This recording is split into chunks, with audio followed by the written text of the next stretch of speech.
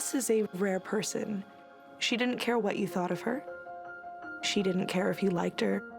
She didn't care if she was too loud or too in your face. She just was. She was your best friend, right? Yeah, for years. I got a pair of new shorts, this t-shirt, 2 Essie nail polishes. She got into these things called haul videos, where you would go shopping. I will show you what I got, and then I'll tell you how much everything cost. Kind of spread the word about deals. 99 cents, $7.99, $8.99, $3.50. She never really left home. I got this for my mom. I got this for my mom to go with the slippers. I also got this for her.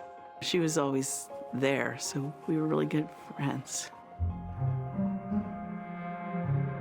On August 25th, 2020, Cassandra's mom, Marie Smith, got up. She left for work. Everything was fine. When I came home, it was clear that she had used the master bathroom to get ready to go. All of her makeup was in there.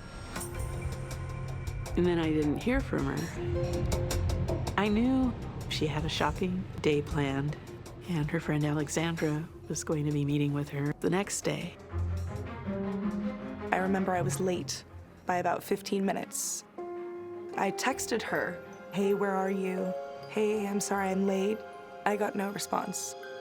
I left panicked messages until her voicemail box was full. She never just went dark like that before. The morning of the 27th, I had text from Marie that said, "Did Cass spend the night with you? Is she at your place? Are you with her?" She's not with you? I thought she was with you. And that's when I realized there was something wrong. When did you call the police? I called them later that day. It started out like any other adult missing person case. The majority of those calls are resolved with no nefarious activity. Maybe she's out there. The world is so wired with cameras. There's just no way that somebody didn't see something. We're able to see the white car, Cassandra's car. Cassandra's car. You can see a subject getting out of the vehicle and start walking away. That's damning evidence. That's incredibly valuable evidence for us. You can see him walking across the street. He's dressed in all black, black shoes, black pants, black t-shirt, blue surgical gloves, and a black fedora.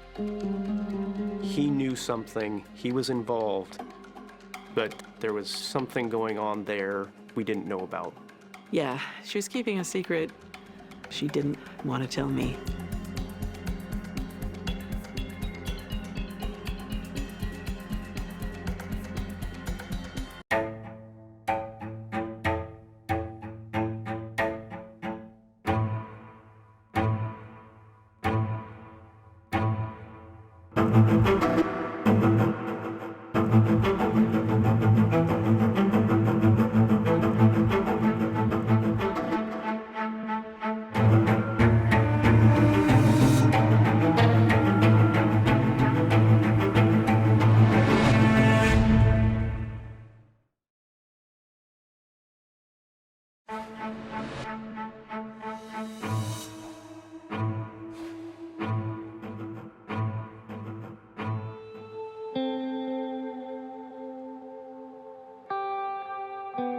This is Ruby. I called everybody, anybody I could think of, This is going to be a complete pet haul only. and nobody had heard from her. This I got for $8 and change. It was $9 and change, $5.98. I was hoping that she might be alive somewhere. For Marie Smith, the realization that her daughter Cassandra Cantrell had been missing for more than 2 days was almost more than she could take.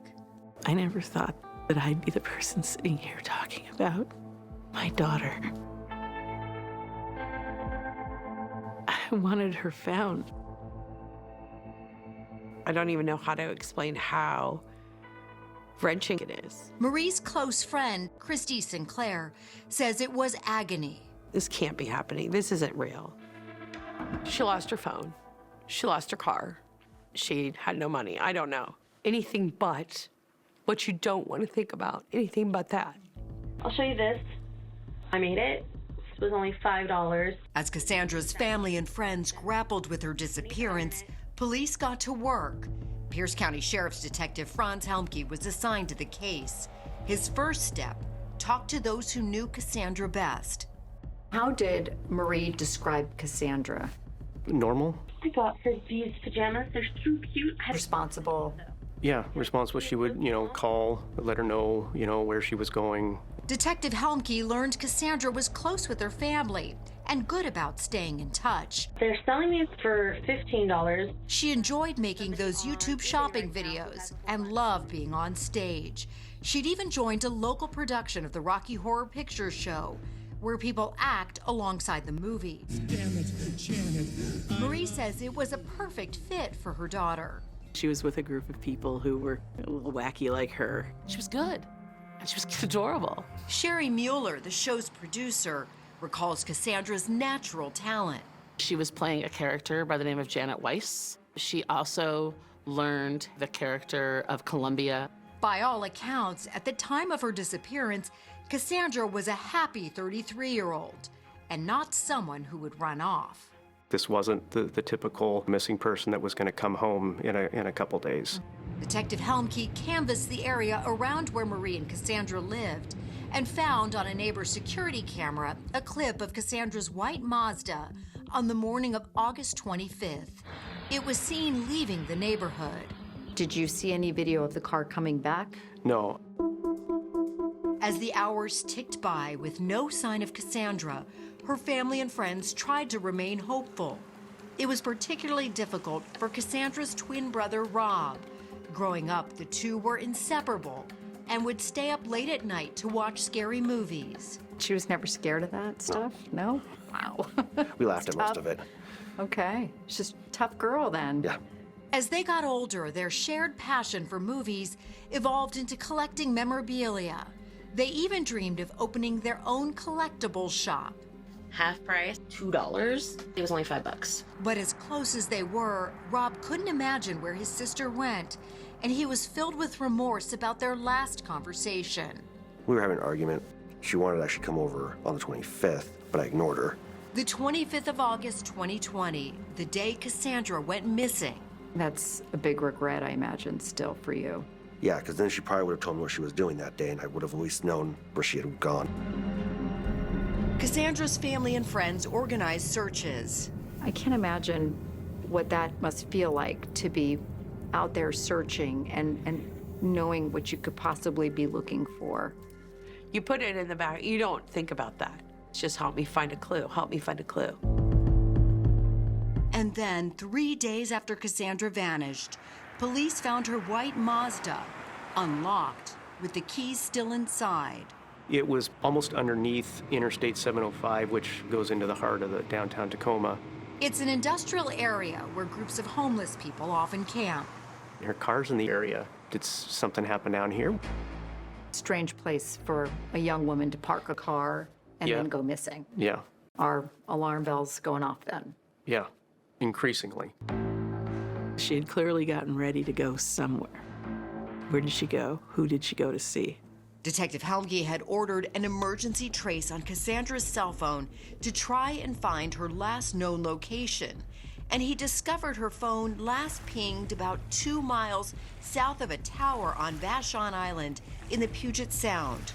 One of the first things I did was just get on Google Earth and strike an arc from that tower to see where it lands. And it showed as landing around this shoreline at Owen Beach or Point Defiance Park. And when you're seeing this huge body of water, you're thinking, we're just never going to be able to find this. Yeah.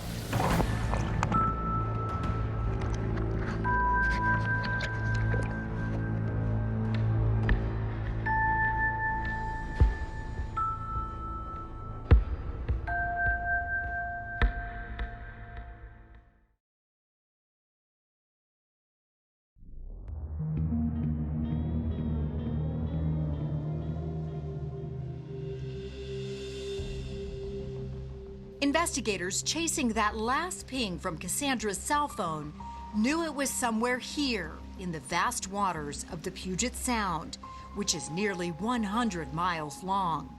What's the next step about trying to recover that? We debated about that because it's a needle in a haystack.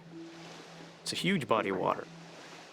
This is the vicinity that it showed up as being at. But Detective Helmke had a starting point. He knew someone likely had tossed the phone into the water from Owen Beach. Finding it was a long shot, but Detective Sergeant Brent Van Dyke was up for the challenge. He brought the Pierce County Metro dive team out to the beach on a summer day. We got lucky with the tides that day. The tide was extremely low, so it made our search area a little less. Van Dyke had a plan to dramatically reduce the area where the phone might be. First, he asked members of his team to throw stones from the beach to simulate how far someone could throw a cell phone. If you picture throwing something from here, it limits the distance that I would have to search for what he threw. The dive team then formed a line, essentially creating an underwater dragnet. We had a boat out in the water and a line of people on snorkel that day, just looking down. They were told that Kassandra's phone had a case decorated with glitter. This is the actual underwater footage. The dive team was in the water for little more than an hour when, incredibly, One of the guys on the line said, "Hey, I think I got it." They saw a sparkle. And I think I got the phone, and it was the phone. the phone was sent to a specialist to determine if any information could be recovered. The hunt to find Kassanndra was intensifying as detectives learned more about her. She felt like she could tell you pretty much everything about what was going on in her life, right? Yes. Even her deepest, darkest secrets, she would tell you first. Yep. And a month before she disappeared, Kassanndra confided a secret to her best friend. She texted me a positive pregnancy test and said, I think I might be preggers.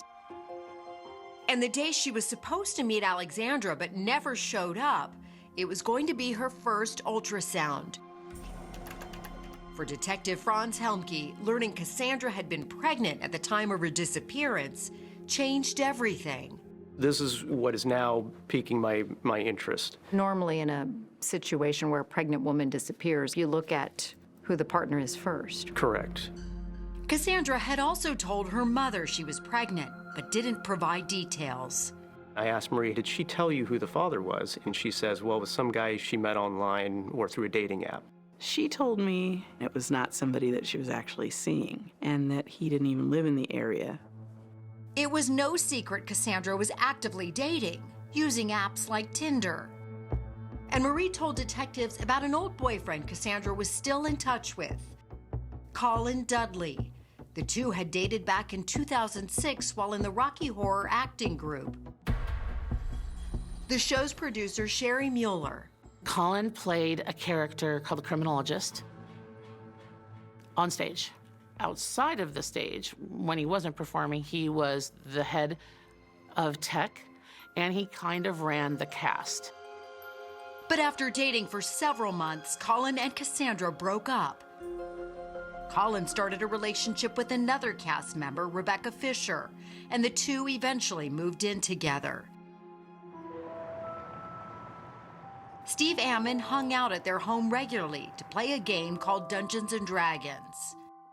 Explain what Dungeons & Dragons is. It's not a board game, right? No, not a traditional board game. It's more of a theater of the mind type gameplay, doing things that you wouldn't normally do in real life. A role play, a wizard, a rogue, a fighter. The game always took place in Colin's basement. Colin was kind of the dungeon master of it, the one who ran the show. And Steve liked being around him. Colin was quick to help if someone needed money, he says. And he still remembers the meals Colin cooked for game nights. He was a chef by profession, so it was nice food. In 2014, after Colin's father died, he rekindled a friendship with Kassanndra. She assured me, that she was just there to be a friend. She's like, he's got a girlfriend. According to Marie, Kassanndra and Colin would sometimes watch movies or grab a bite to eat.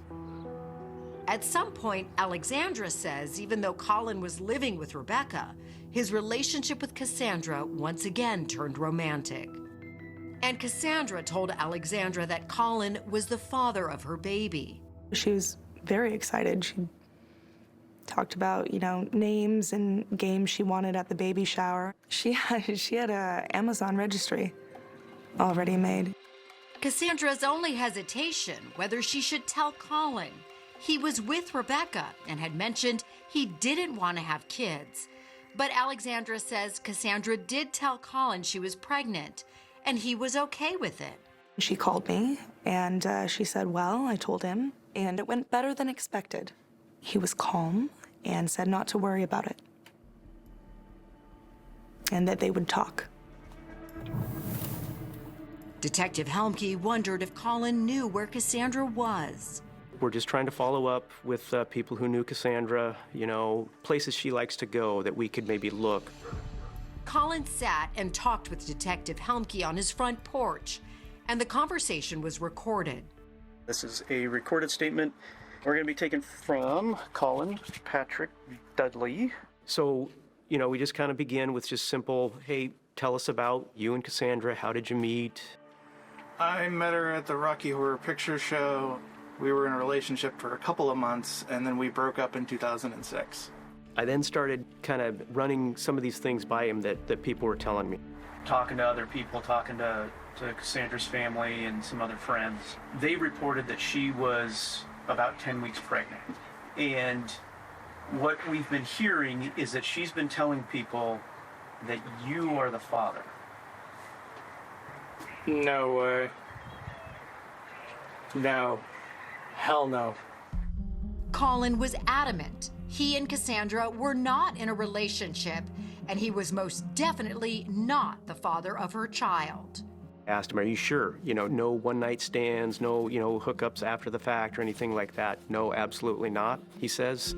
In fact, Colin insisted he hadn't seen or spoken to Kassanndra since they broke up back in 2006, except once when he ran into her at the mall.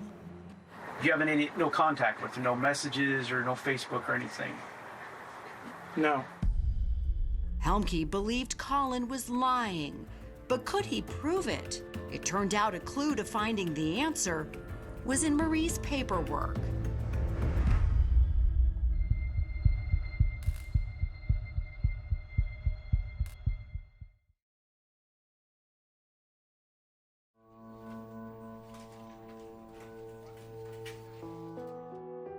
Detective Helmke believed Colin Dudley was lying when he said he had not seen or spoken to Kassanndra for years. But it was Cassandra's mother, Marie, who provided some proof. She had been combing through Cassandra's old phone bills, where she noticed a mystery number that kept reappearing. We didn't know whose it was because it didn't have a name attached to it. Going back how far in the past? Oh, we looked back months and months, as far back as we could see. This number kept popping up. And the last time it popped up, Marie told Detective Helmke, was the morning Kassanndra disappeared. I said, so what's that number? And she tells me, I immediately know it's Colin's. Helmke wanted forensic investigators to take a closer look at Dudley's phone, which Detective Helmke had taken when they'd met on Dudley's front porch. I told him, I have a warrant to seize your phone. I read him the warrant, grabbed the phone, and we left. Investigators later obtained the phone records for both Kassanndra and Colin's phones. They were turned over to Detective Ryan Salmon, the cell phone forensics analyst for the Sheriff's Department. Salmon noticed something curious. The name Kassanndra never appeared in Colin's phone. What name was he using for Kassanndra? He had it under Velma. Why Velma? We learned later through Cassandra's mother that she had gone as Velma from Scooby-Doo as a Halloween costume. And it's likely, Salmon said, that Colin Dudley did not want his live-in girlfriend to know he was still in touch with Kassanndra. Even without the information from her waterlogged phone, Salmon was able to see when and where she and Colin interacted simply by having those phone records. It's extremely helpful in determining where somebody was during a critical time frame. People have a cell phone with them almost all day, every day. The phone records showed Kassandra's white Mazda driving to the spot where it was found. But had Kassanndra or someone else parked it there? Detective Helmke knew the city's light rail system was nearby and asked their security people if they could find any footage of Kassandra's car. What they found proved crucial. We have the video you want. You need to get it down here and look at it. These videos have never been shown publicly. In this video from a moving light rail train taken the late morning of August 25th, Helmke could see a man in a black hat walking away from where Kassandra's car was parked. Then a different camera shows that same man from a much closer angle. He'll cross right in front of this camera. So he comes walking across, and you see all black, the blue gloves, then the fedora, and he just sits down at the stop. The time was 11:50 a.m. The man sits for 4 minutes and then keeps walking. Now he gets up and continues walking. His face, covered by some type of mask, is hard to see, but based on his build and gait, Helmke suspected that Colin Dudley was the man wearing that fedora. The detective had been told that Colin often had asked, demanded even, that people call him Hat or Hat Man. Was he always wearing a hat? He would put it on and switch into his persona of the Hat Man and preferred to be called the Hat Man. Alexandra McNary had heard all about it from Kassanndra. The persona was basically the main character from Clockwork Orange. Hi there, my little droogies.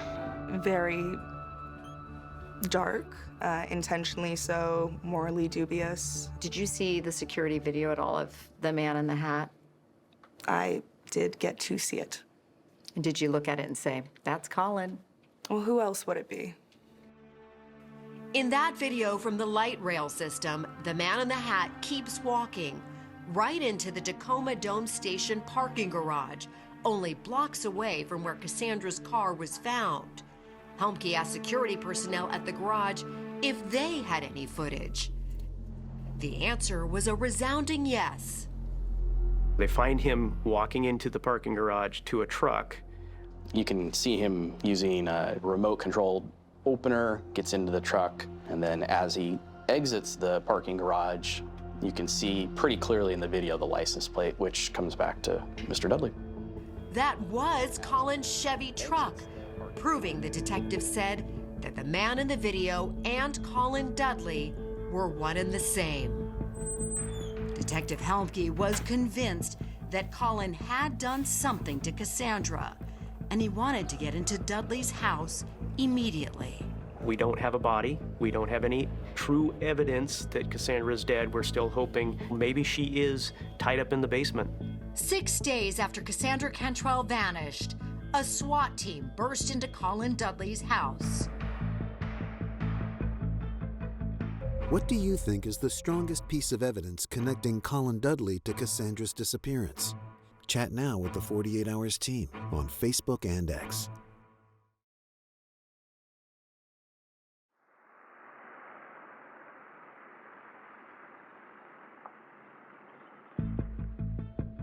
Authorities were out in force after they raided Colin Dudley's house, but they found no sign of Kassanndra. Kassanndra was not found inside, but Colin was detained temporarily for us to do the fingerprints and DNA. Investigators seized several items from the house, including Colin's Chevy Colorado truck and a black fedora. I don't know if it's the same one he's wearing in the video or not. There were numerous areas that they identified in the basement where there was possible DNA blood evidence. They said that the cadaver dogs showed particular interest in the basement, specifically a brown sofa in the basement. Detective Helmke believes something terrible had happened to Kassanndra.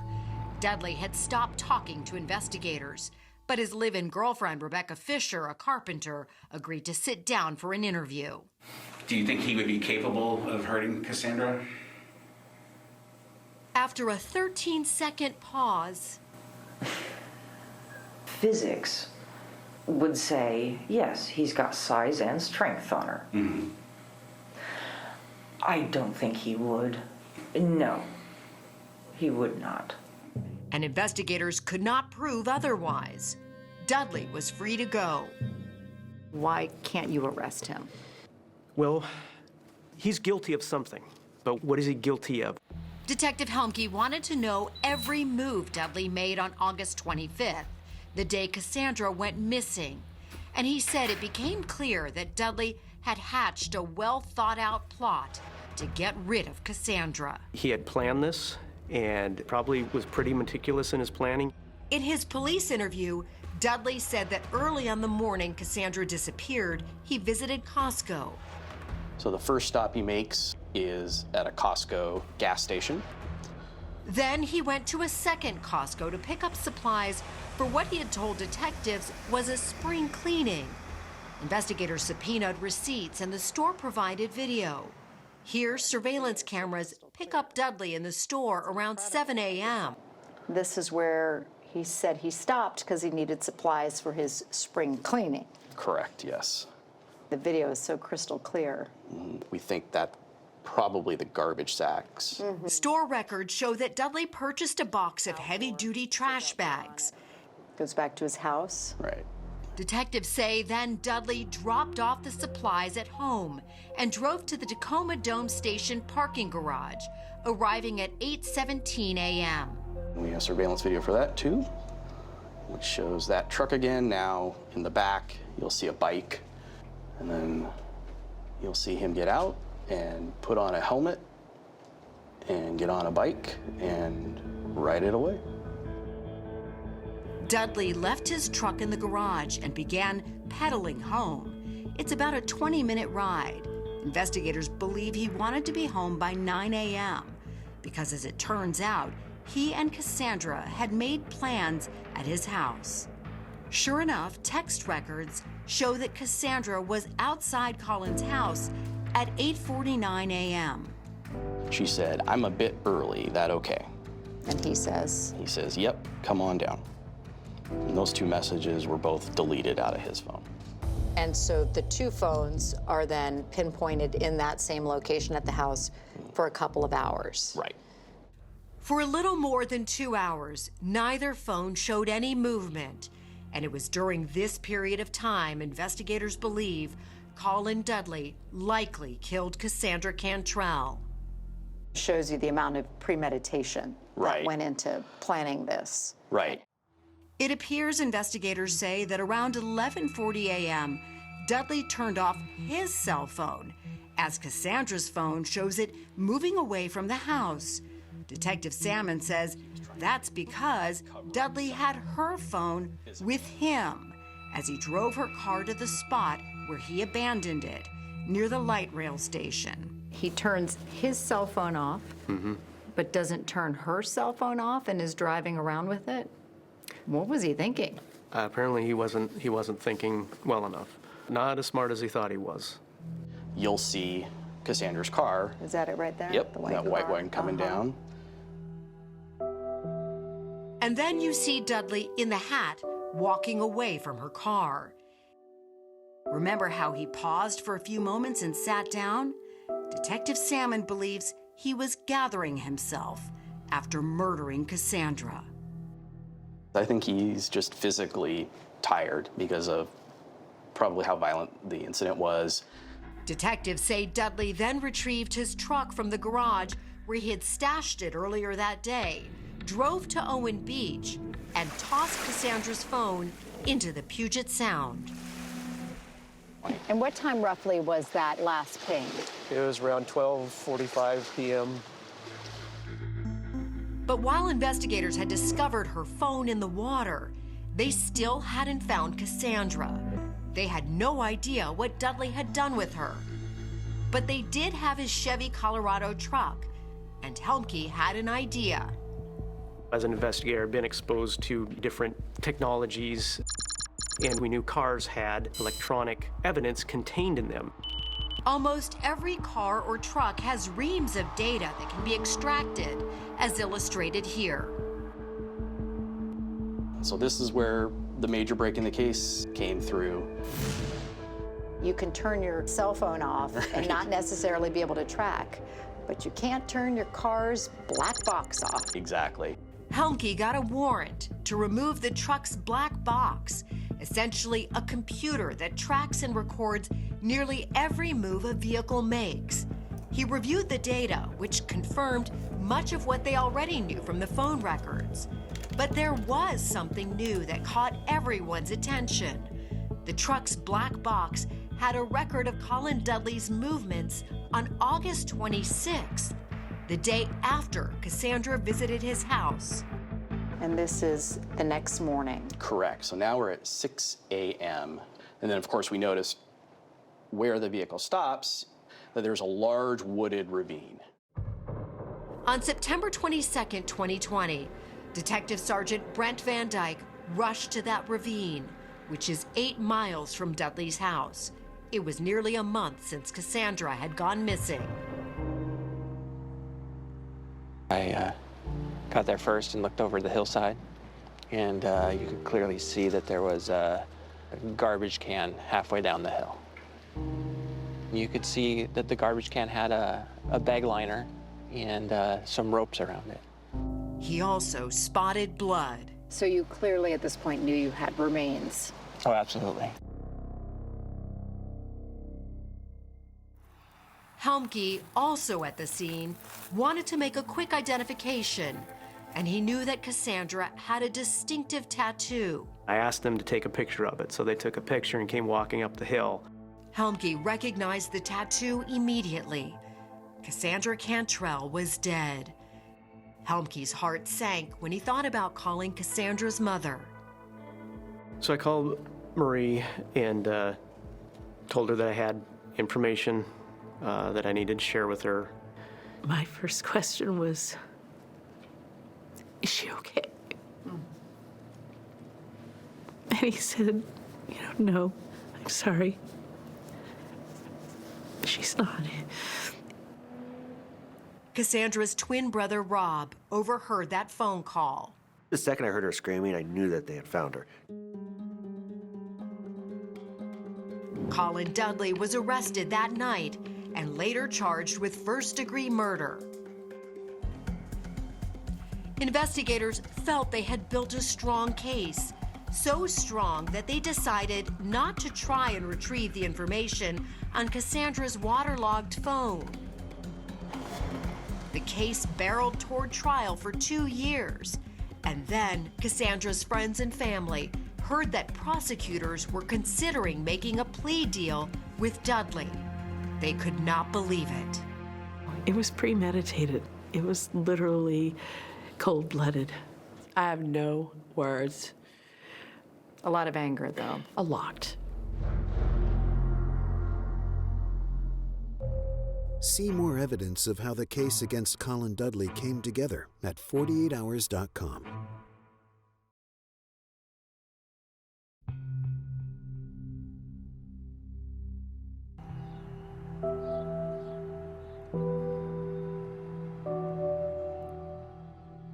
She was an optimist. She never lost that. Even up until the end. I believe that she entered his house hopeful. Hopeful that Colin Dudley was getting comfortable with her pregnancy. Instead, investigators believe he brutally murdered her. An autopsy revealed exactly how brutal. There were fractures, major fractures to her skull. So hit over the head. Yeah. Many times. Cause of death was a blunt force trauma. Investigators say they were never able to identify a murder weapon, but they did find those traces of blood, likely Kassandra's, in Dudley's basement. Basement floor, walls, a stainless steel table, and the laundry room sink. Police suspect Colin cleaned the basement multiple times after killing Kassanndra and kept her body there overnight before dumping her in that ravine the next morning. And they believe Colin's live-in girlfriend, Rebecca, was home during some of that time. And thinking about, Rebecca's there in the house too. That was my next question. Yeah. Was there any thought that she had to have been involved? There was no, some people thought that. Investigators confronted Rebecca. Did you have anything to do with the disappearance of Kassanndra on any level? Nope. We did not find any information that she knew that it went on, that she had anything to do with it. They kept separate areas of the house. And so I could see, you know, her doing her own thing and not going down the basement. Yeah. But Rebecca did confirm to police that Colin never wanted to be a father. He does not want to be a dad. Pierce County Deputy Prosecutors Brian Wassenkary and Patrick Vincent went to work on proving Colin's guilt.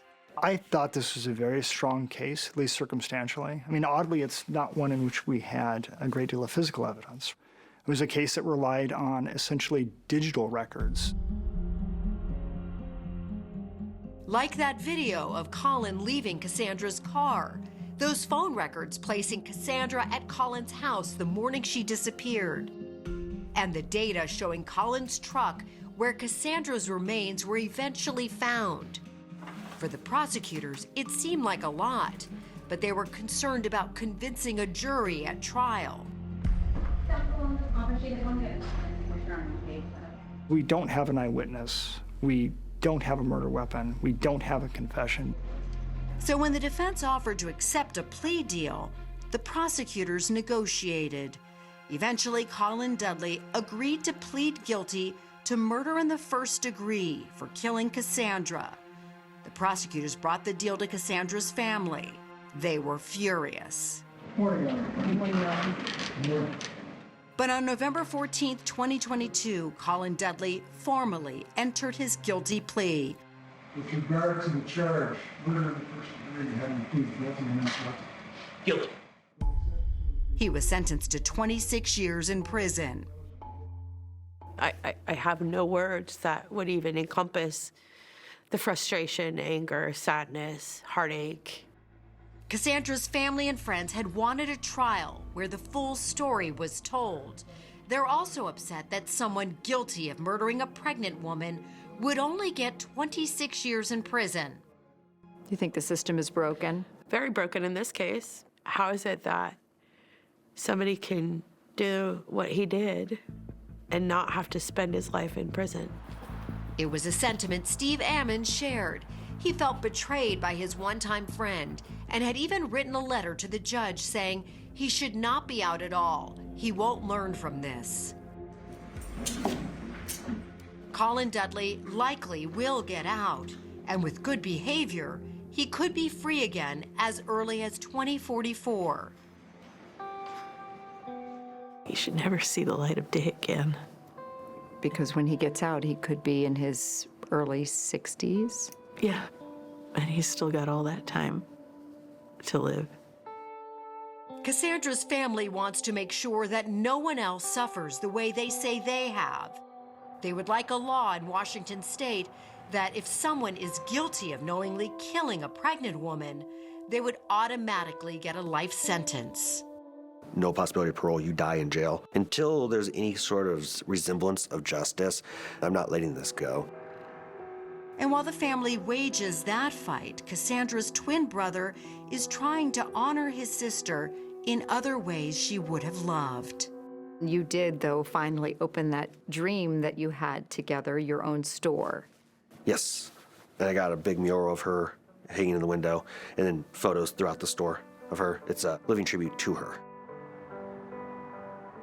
The store is not far from Cassandra's grave, where he and his mom go to visit her.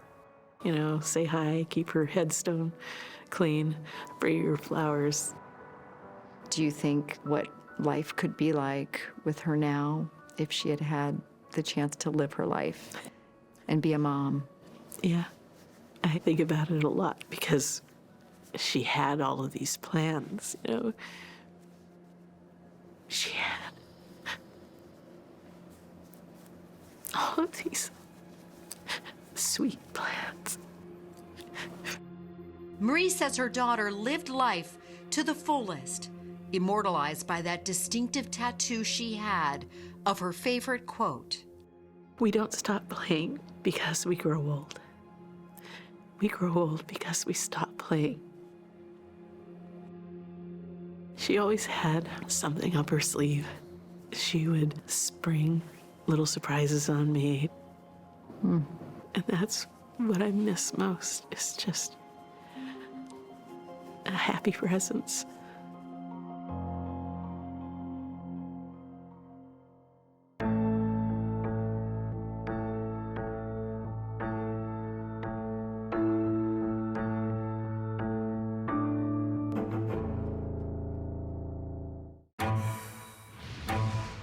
A loving mother of two, fatally shot in her home. But how? I knew something was wrong with this case from the start. There were so many things that were not done. A father's relentless pursuit of the truth. He just led us for 9 years, still leading us. 48 Hours, next on CBS, streaming on Paramount+.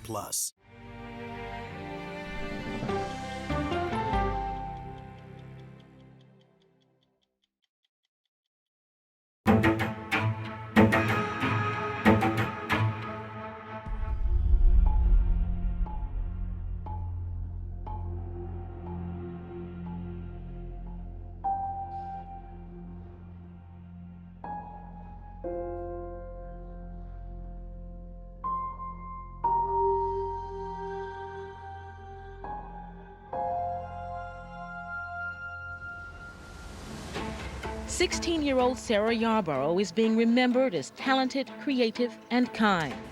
Sarah was an A student at the high school. Whenever you saw Sarah, she always had a smile. This case is about a 16-year-old girl who had the right to grow up. This case is about Sarah and everything that she should have been allowed to become. It was Friday the 13th of December of 1991. Her parents were out of town for her brother's soccer game. She stayed home. I was reluctant to leave Sarah. She didn't want to come, of course, because she had her whole weekend planned out. So she had a friend come over and stay with her that weekend. We went to a basketball game, went and got junk food at the grocery store, a little bit of fast food. You know, we're 16, we were carefree. There was absolutely nothing that would make any of us think that the next morning everything would change.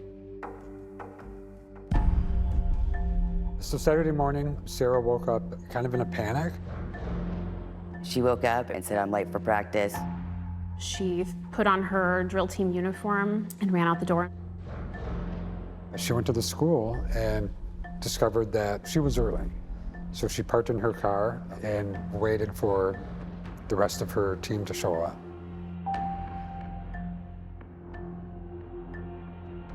Shortly after the phone call started, "Where's Sarah? Do you know where she is?" Sarah was found within an hour. Where was her body discovered? So her car was still in the parking lot. Her body was approximately 100 yards away, still on the school property. Part of her clothing was removed. She had nylon stockings tied in a ligature around her neck. I just remember just saying, "Not Sarah, not Sarah, not Sarah," over and over again. The suspect is a white male, 6 feet tall, with a medium build. They had DNA evidence, they had everything. They had witnesses. In that first week or so, it sounded like they had so much evidence. Mhm. You know, for at least a short while, it felt like, of course they're going to catch him. And then when they didn't, your expectations change. You don't know if it's your next door neighbor. You don't know if it's some random stranger. There was that constant fear of, is this going to happen again? We literally had a monster in the community, and we didn't know who it was.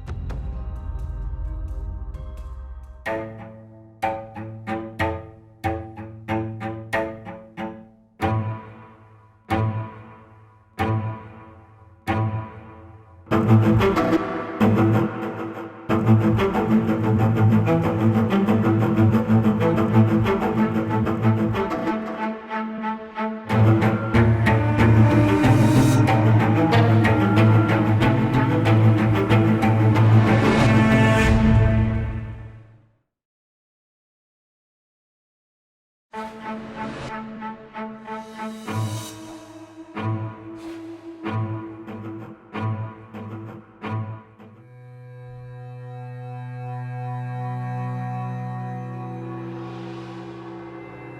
often do you think about December 14th, 1991, and what happened on that day?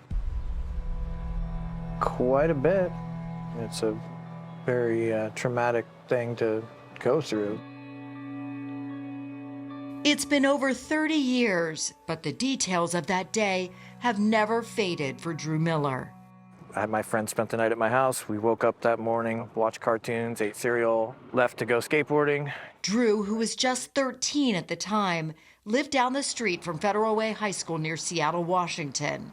The school grounds have changed quite a bit, right? Drastically, yes. The tennis court's the only thing that's still here. Drew often took shortcuts through the school to go skateboarding, as he and his friend did that day. We used to hop the fence right here and cut through here.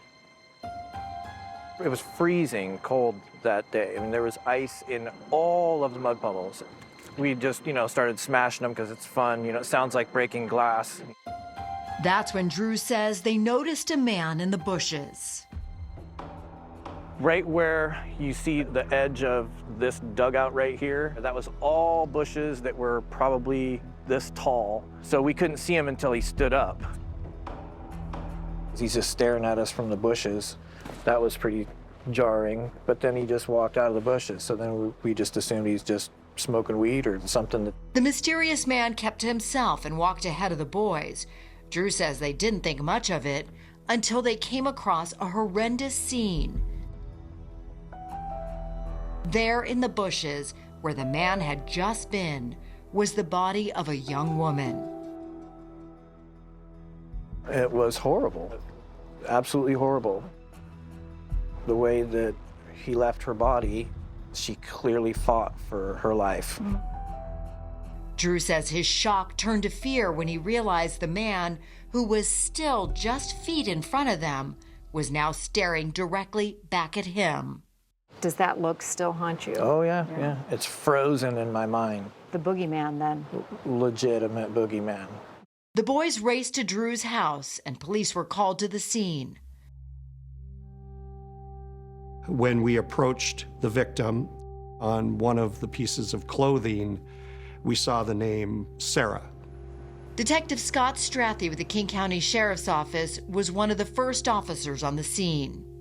And of course, later we found out that that was Sarah Yarborough.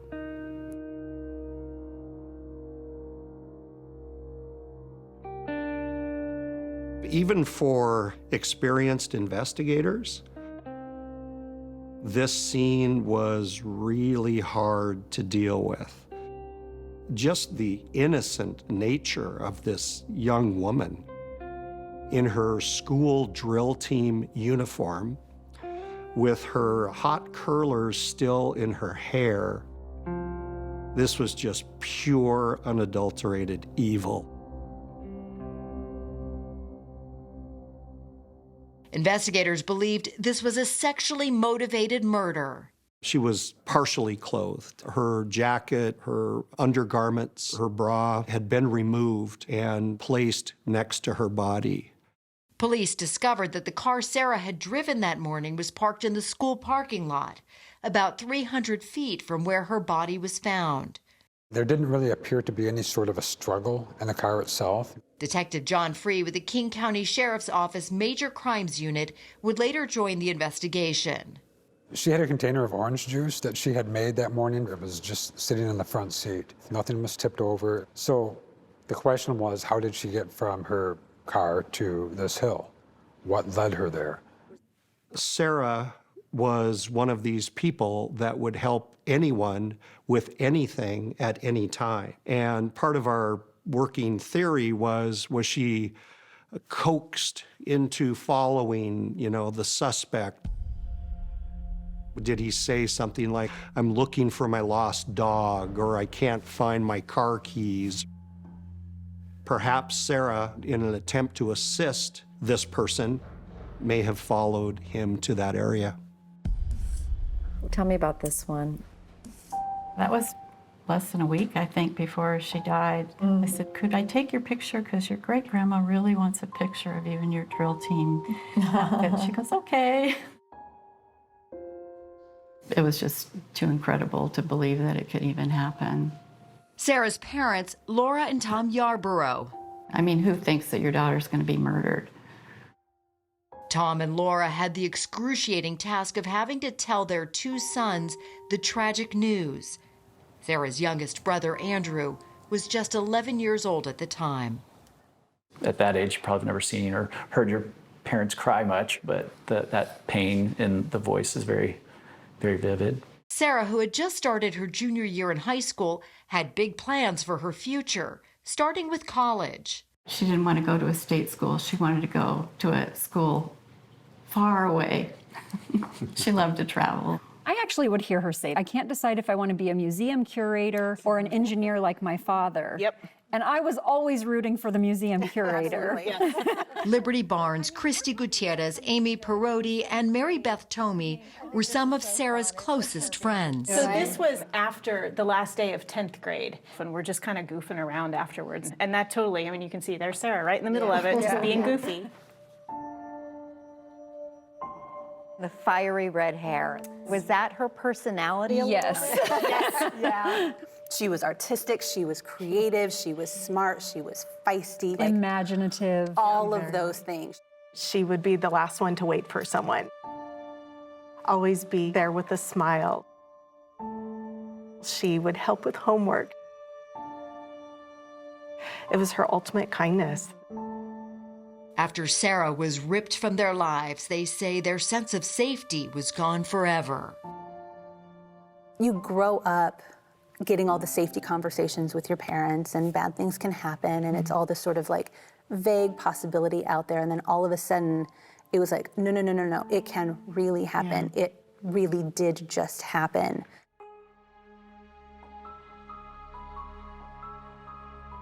It was all hands on deck.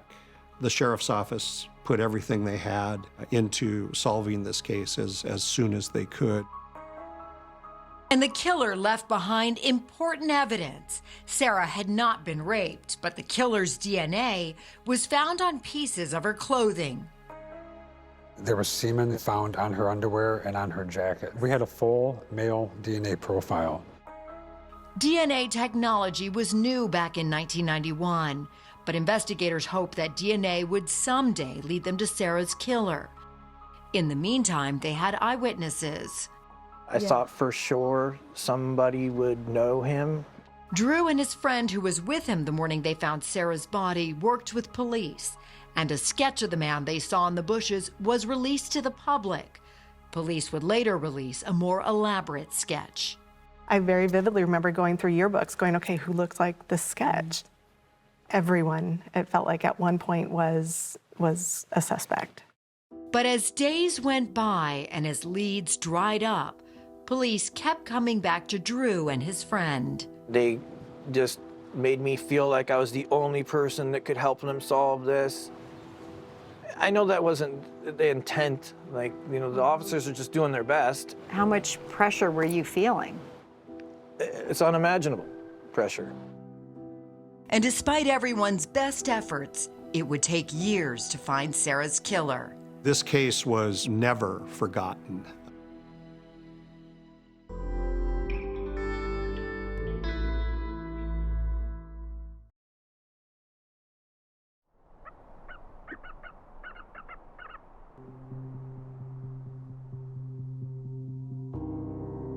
In early June of 1993, 1.5 years after Sarah Yarborough's murder, local media were there as students gathered in the courtyard of Federal Way High School to honor her.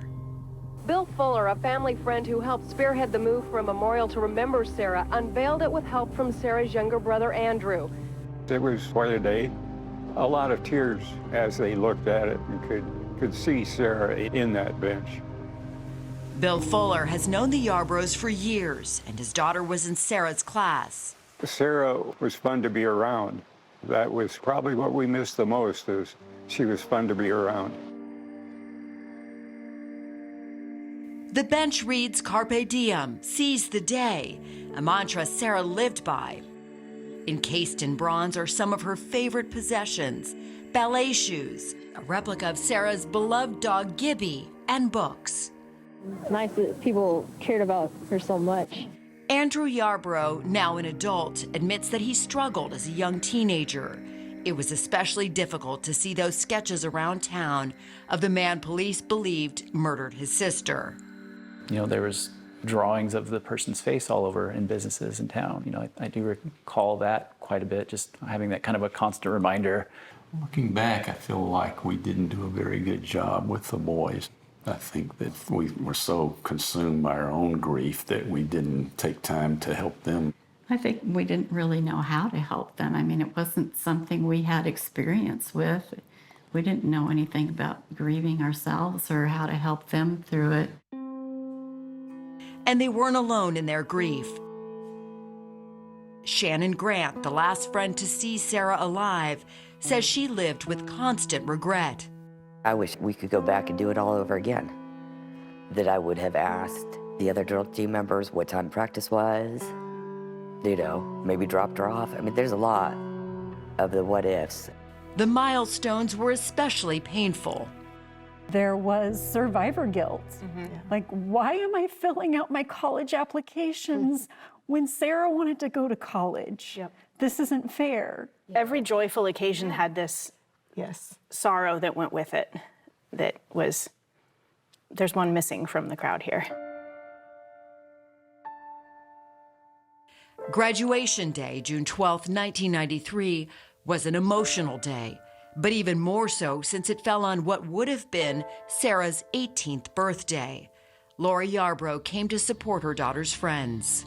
I do not know where she found the strength to do that. She loved that green dress, right? Yeah, she wore green quite a bit with her hair.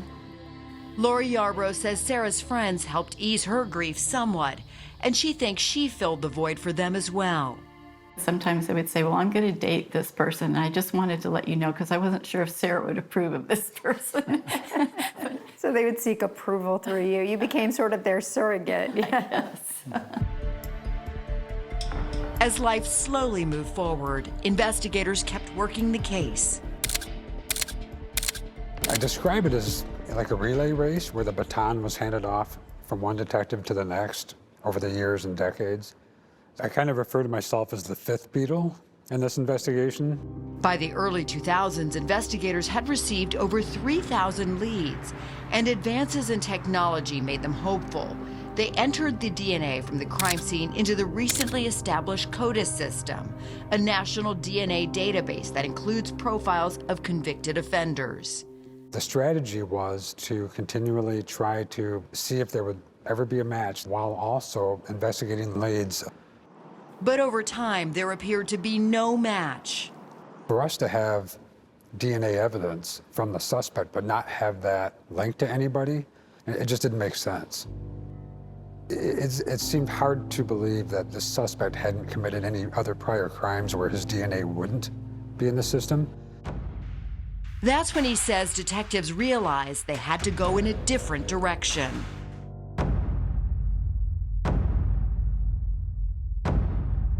My name's Colleen Fitzpatrick, and I'm one of the pioneers of forensic genetic genealogy. In 2011, investigators reached out to Fitzpatrick to inquire about using forensic genetic genealogy, the practice of using software to compare unknown DNA profiles to information from public DNA databases and searching family trees to identify suspects. Genetic genealogy is well known now and has been used to solve numerous cold cases, but at that time, it was in its infancy. When I started in this field, it didn't exist. Fitzpatrick says most police agencies had been skeptical of this new investigative tool.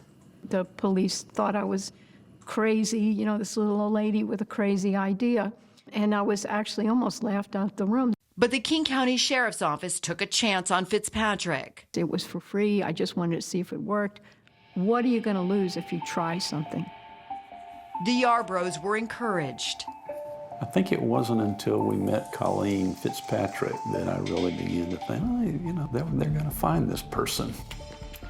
And it didn't take long before Fitzpatrick came up with the name of a possible suspect that surprised just about everyone. Everyone went, no way.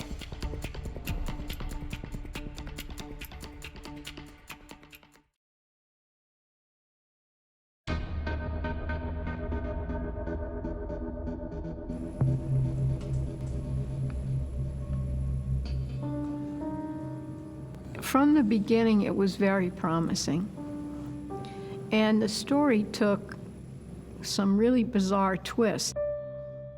In 2011, 20 years after Sarah's murder, when forensic genetic genealogist Colleen Fitzpatrick started working the Yarborough case, she traced Sarah's killer's family tree back to a man named Robert Fuller, whose family had come to America on the Mayflower. I found numerous matches to the name Fuller.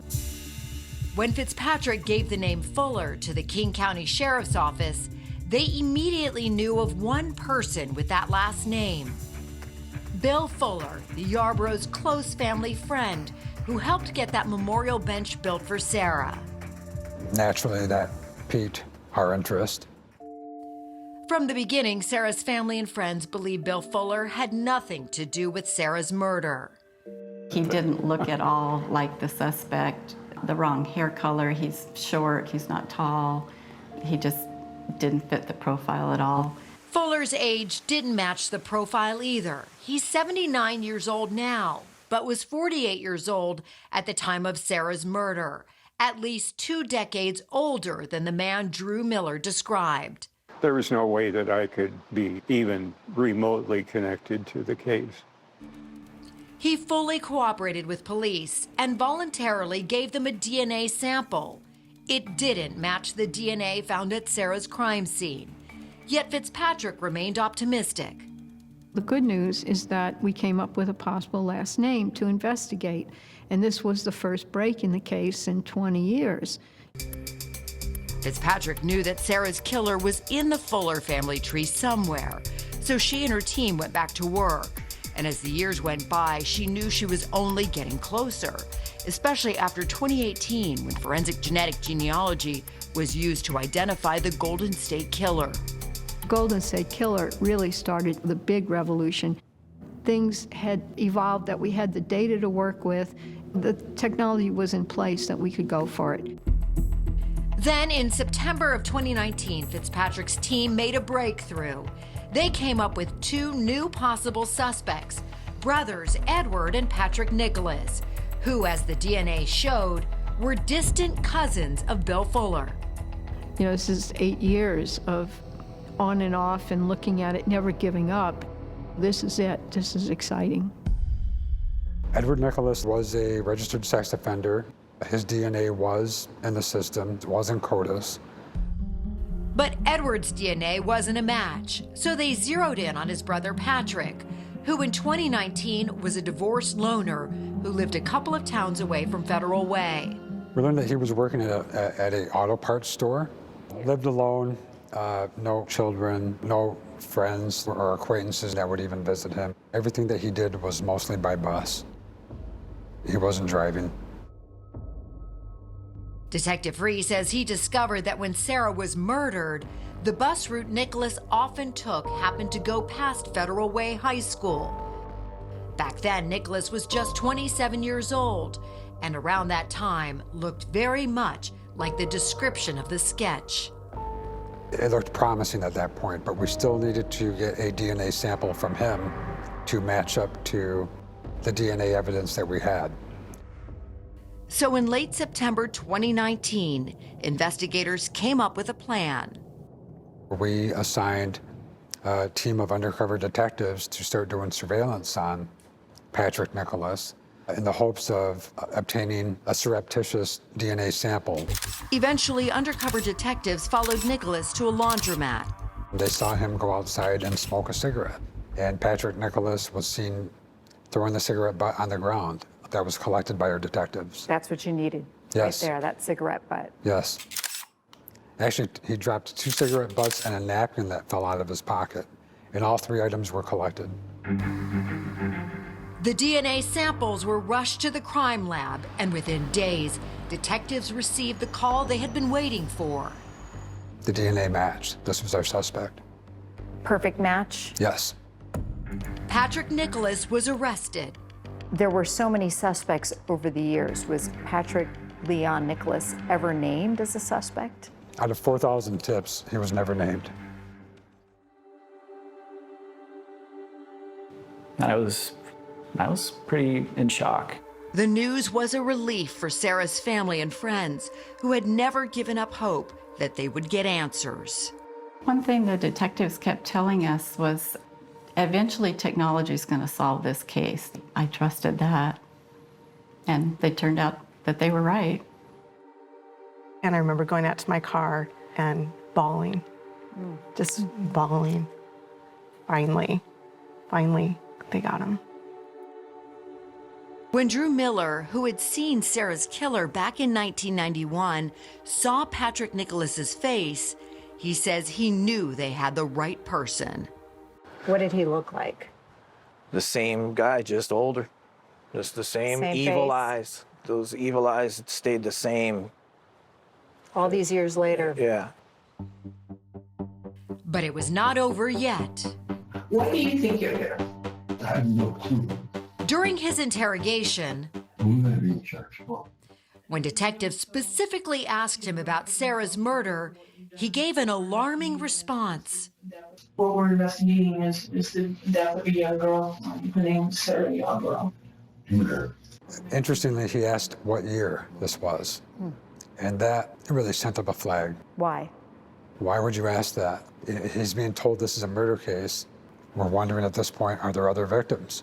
This is it. I'm not going to say anything. After 1.5 hours, Nicholas asked for an attorney and stopped talking. But his criminal record would speak volumes. I am the one that got away.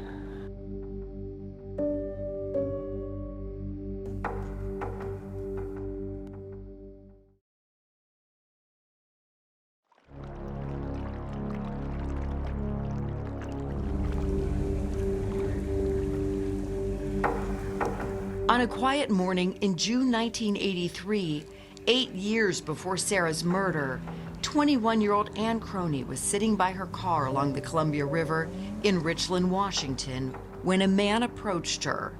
He seemed normal, kind of friendly, actually, just friendly. I had asked him if he'd done any water skiing yet, because he said he had just moved to town, and he said he couldn't swim. And he said, "My name is Pat Nicholas." After a few minutes of small talk, she became uncomfortable. I noticed his voice was getting shaky, and I told him I had to go. I went to close the door, and he put a knife to my throat. Everything kind of stopped at that moment. He told me to take my clothes off. Nicholas stuffed Ann's underwear into her mouth to prevent her from screaming, forced her out of the car, and led her to the riverbank. We got about halfway down the bank, and he told me to stop. I ran and dove in the river because I was thinking he couldn't swim. Swam as hard as I could. Swam for your life. I swam for my life. Passers-by found Ann at a dock nearby and called police. As it turns out, 19-year-old Patrick Nicholas was no stranger to law enforcement and had a record. He had raped 2 women and attempted to rape a third. He'd been convicted of rape as a juvenile and had actually only just been out for a few months when he attacked me. Days after Ann's attack, he was tracked down, arrested, and pled guilty to attempted rape. He told authorities, "I realize that I have a problem concerning raping girls." At his sentencing hearing, Ann spoke out. I was actually very angry and asked the judge for the maximum sentence. And the judge did agree and sentenced him to 10 years. So I thought it was over. I thought that justice had been served. But Patrick Nicholas did not serve the full 10 years in prison. He was released after just 3.5 years. Ann was never notified. She barely thought of him again until October 2019. The police knocked on my door and said that there were detectives in Seattle that wanted to talk to me about a cold case. They informed Anne that Patrick Nicholas had been arrested again, this time for the murder of Sarah Yarborough. They told me that there were similarities in the cases, and I was crushed. It had never occurred to me that what I escaped from was a murder. What's more, if Nicholas had served his full prison sentence, he would have still been behind bars that December morning in 1991, unable to murder Sarah Yarborough. How angry are you to hear that he was released that early? And Very. It brought up a lot of the old anger and even more anger because the system failed. King County Deputy Prosecuting Attorneys Celia Lee and Mary Barbosa describe him as a serial predator with a clear pattern. All of the women were approached at or near their car. He would strike up conversation and then pull a knife and tell them that they needed to walk, where he would order them to take off their clothes and then rape them. Nicholas had also been convicted of sexually assaulting a minor in 1994, 3 years after Sarah's murder. 5 sexual assaults that investigators knew of, none of which had required him to submit his DNA, so there was no record of him in the CODIS database. But in pretrial hearings, the judge ruled that Nicholas's criminal history could not be entered in as evidence. She found that it would be unfairly prejudicial to the defendant. But the prosecutors were hopeful their case was strong enough. All rise for the jury. In early 2023, more than 30 years after Sarah Yarborough's murder, her accused killer, now 59 years old, went on trial. Sarah's childhood friends were there. I so clearly remember the morning before the trial started just going, I don't know if I can do this. Like, you know, I had so many different emotions flowing through, and it was like, no, we need to be there.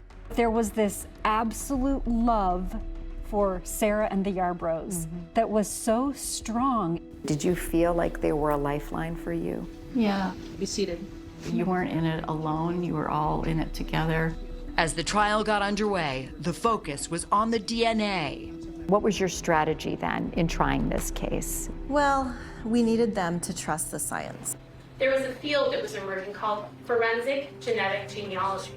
Patrick Nicholas's public defender, David Montez, challenged how forensic genetic genealogy was used to first identify Nicholas. I want to dig into the science because The first time that kind of defense had been used in Washington state. they use technology that is not only unproven, but just wacky, really. He's not the person that killed Sarah. The police needed an answer more than they needed the right answer. And so they turned to new, novel, untested technology. Genetic genealogy is a new field. It really hasn't been tested out. Should we be making important decisions based on something that is not well or deeply understood? But the prosecutors said that argument was moot because Patrick Nicholas's DNA matched the DNA found at the Yarborough crime scene. And Detective Free says the numbers were astronomical. The odds were 1 in 120 quadrillion that... Quadrillion, yeah. Right, that it was somebody else. If the numbers pointed to Nicholas's guilt, law enforcement says so did evidence found at his house near the time of his arrest in 2019. It was almost like a lair. There was no working electricity at this house, stacks of pornography all throughout the place. We also found a newspaper from 1994 that had on its front page an article about the Sarah Yarborough case. And going through one of the kitchen drawers, we found a torn photograph taken from a magazine, a woman in a cheerleading outfit. When the prosecutors showed that photo in the courtroom, the oxygen left the room. Yeah. Montez downplayed their significance. I think both of those pieces of evidence were not especially strange given the general state of his house. There were stacks and stacks of newspapers all over his house. This is evidence tape. Patrick Nicholas didn't flinch as the evidence was shown, showing no emotion throughout the trial. But Sarah Yarborough's presence was felt, especially when now retired Captain Scott Strathy carefully unpackaged and displayed Sarah's clothing that had been in storage for over 30 years. Her drill team jacket, shoes, sweater, even her nylon stockings. This was like opening a time capsule. All of a sudden, they were real things. They weren't even photographs. They were the things she had on her body when she died. You sort of felt yourself crumble. After 9 long days of testimony, the case went to the jury. All eyes for the jury. It took them just over a day to reach a verdict. I was shaking, and like just that, like there was so much adrenaline and so much anticipation. We, the jury, find the defendant, Patrick Leon Nicholas. Everything just dropped, and it's like, what? Why do you think it took law enforcement so long to identify Patrick Nicholas as a suspect? Take a look at a timeline of the case at 48hours.com.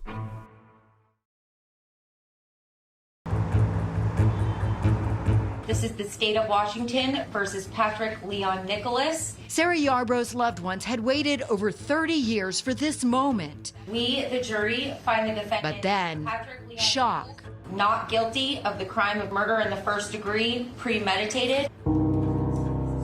Patrick Nicholas was found not guilty of the first charge, premeditated first-degree murder. I remember dropping my head to my hands. I was angry, I was in disbelief. When that first one came in not guilty, I closed my eyes. But there were other charges, and there was still hope of a conviction. Guilty of the crime of murder in the first degree, guilty in the second degree. Patrick Nicholas was found guilty of first-degree murder and second-degree murder. The jury ruled both had been committed with a sexual motivation. I remember hearing the family behind me cry, and I made eye contact with the jurors and nodded at them. You know, they got it right. I feel so grateful for those detectives, for the boys, for the previous victims, for every witness who took the stand. So grateful that all these people came together. 2 weeks after Nicholas's conviction, dozens of people who had been involved in every part of Sarah's case gathered back at the courthouse for his sentencing hearing. Prosecutors asked the judge to impose extra time to take into account all of Nicholas's crimes. The sentencing hearing was exhilarating in a way that I never expected. It was probably the most raw human courage I have ever seen in my life. Sarah's death left our family broken, and we've never been the same. The pain in my father's voice over the phone telling me Sarah was dead. Person after person took to the podium to say all that Patrick Nicholas had taken from them. Coming face to face with pure evil that day has deeply impacted my entire life. He took her life and what was sure to be a brilliant future from her. In taking Sarah, he took the innocence of every one of us. To face Patrick Nicholas and to say what they had been wanting to say to his face for 30 years. Patrick Nicholas is pure evil. There was so much power in the room. It was electric. And then Ann Croney, who wasn't allowed to testify at Sarah's trial, started speaking. He just did like a double take and shuddered when Ann stood up. Like he saw a ghost. Yes. Yeah. I'm sure he didn't expect to ever see my face or hear my name ever again. We rely on a system of justice that is designed to protect us from predators like Nicholas. And this system failed me, it failed Sarah, her family, friends, and countless others. I ask the court to please not make the same mistake. After everyone spoke, Judge Josephine Wiggs addressed the court. When I think about this poor child, and what she experienced fighting for her life. Judge Wiggs put her fist on the thing and said, "This was a child." She kept saying that. And all I could think was, oh my gosh. That's right. We were children. Yep. Nicholas received a sentence of almost 46 years. For Sarah's family and friends, the sentence brought mixed emotions. I don't know that this is justice. It is a verdict, and it is putting someone away for something that they did. But he got 30 years that she didn't get. It makes me mad that he was free for so many years, and who knows, however many other people were hurt during that time. I don't know that we'll ever know, and that could have been avoided. Forensic genetic genealogy helped solve Sarah's case, but prosecutors say similar technology could have identified Patrick Nicholas years earlier if only familial DNA searches were allowed in Washington state. In a familial DNA search, an unknown DNA sample is compared against profiles already in CODIS to search for possible family members. Remember, Patrick Nicholas's brother's DNA had been in CODIS for years. The legislation just doesn't exist in this state to allow that search. California uses it. The UK, as I understand, New York, Wisconsin, Minnesota, Colorado, Florida. Do you think it's time to get that law changed? We do. We do. The Yarboroughs agree and hope that Sarah's case can make a difference. I would like to know that other parents don't have to wait 30 years. What do you hope her legacy is? I think her legacy is she was always someone who brought people together. She's brought all the people together that attended the trial. And that's the kind of person she was. For Drew Miller, who at 13 found Sarah's body, the connections made at trial finally brought him some peace. Knowing he's in prison is fantastic, but knowing her family and friends is way more important to me, because that's what's given me the actual healing that I needed. This is probably the beginning of our junior year. Sarah's friends will always remain bonded by the past and Sarah's stolen future. Not only was she beautiful, her soul was beautiful, and the grace and the beauty that she carried and left with all of us, we won't forget her. We will never forget her.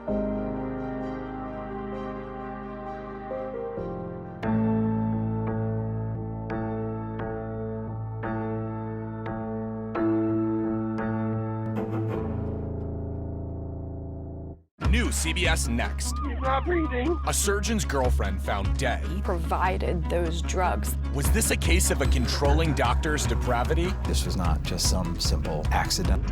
This was much more. A new 48 Hours, next on CBS and streaming on Paramount Plus.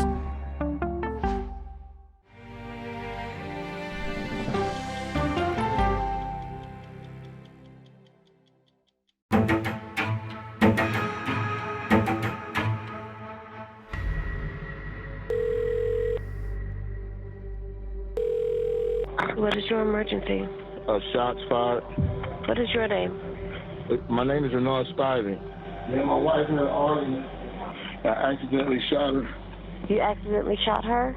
Yeah. Houston police. Where you at, ma'am? Sir? Yeah. Back here. All right, where's the weapon? Right here. Stay away from it. I don't want to see it in your hand, you understand? Where's she at? Okay, what's... Laying on the floor. Yeah. Where you Okay. His leg. All right. Shot in the leg. Okay. We was arguing, tussling with the gun, and we had been arguing all day. Okay, go ahead and put your hands behind your back, okay? It's back there with you.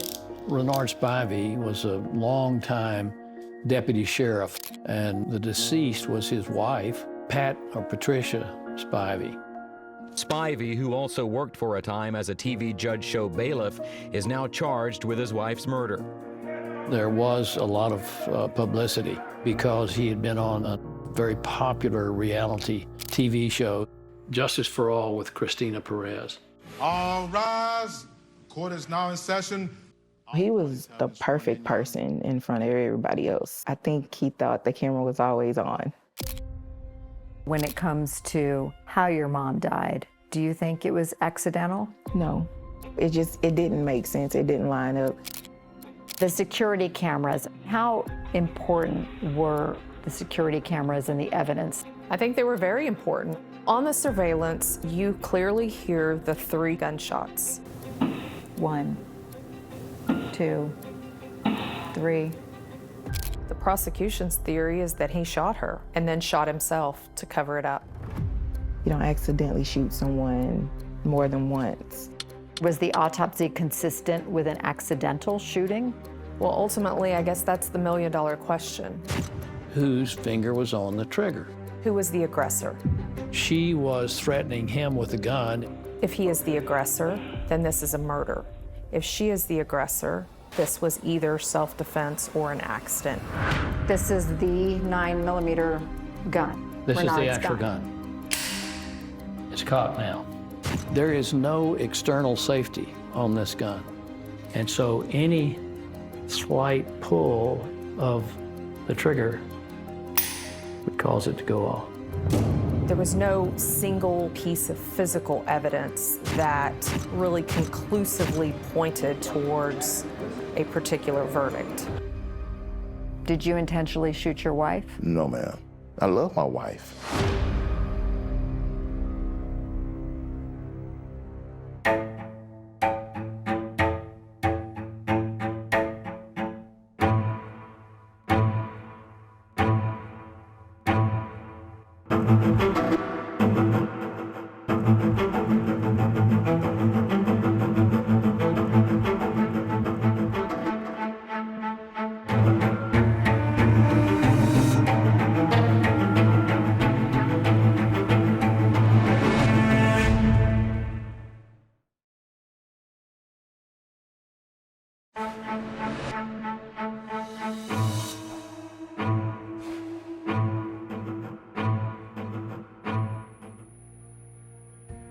It was just after 3 a.m. in the warm Houston summer of 2019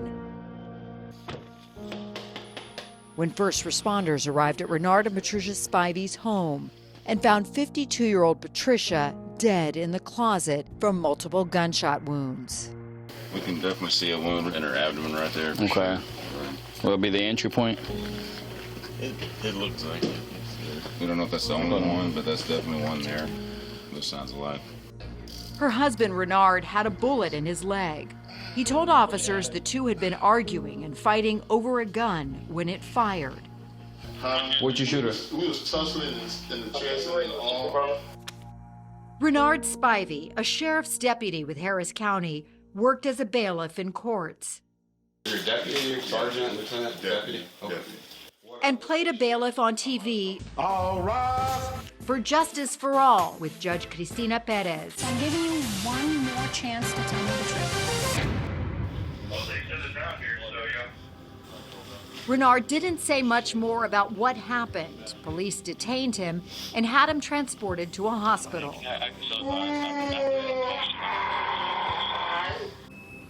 Patricia's 83-year-old father, who suffered from dementia, was also living with the Spiveys. He was sleeping when the gunshots erupted. What happened? You didn't hear anything? I haven't did anything. I know, we just need your statement.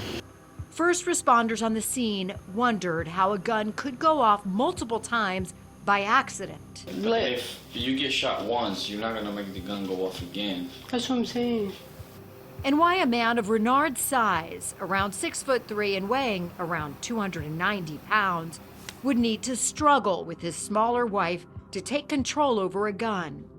So you're that big and you're fighting for the gun? I don't know, but that was a big dude. That was a big dude. A big dude. It's got a bunch of trophies inside, bodybuilding trophies. Just gotta call homicide, and it just doesn't make sense, bro. It was more like, what happened? Because like I said, Patrina Marshall, Patricia's daughter from a previous relationship, arrived at the scene. Did my mom do something?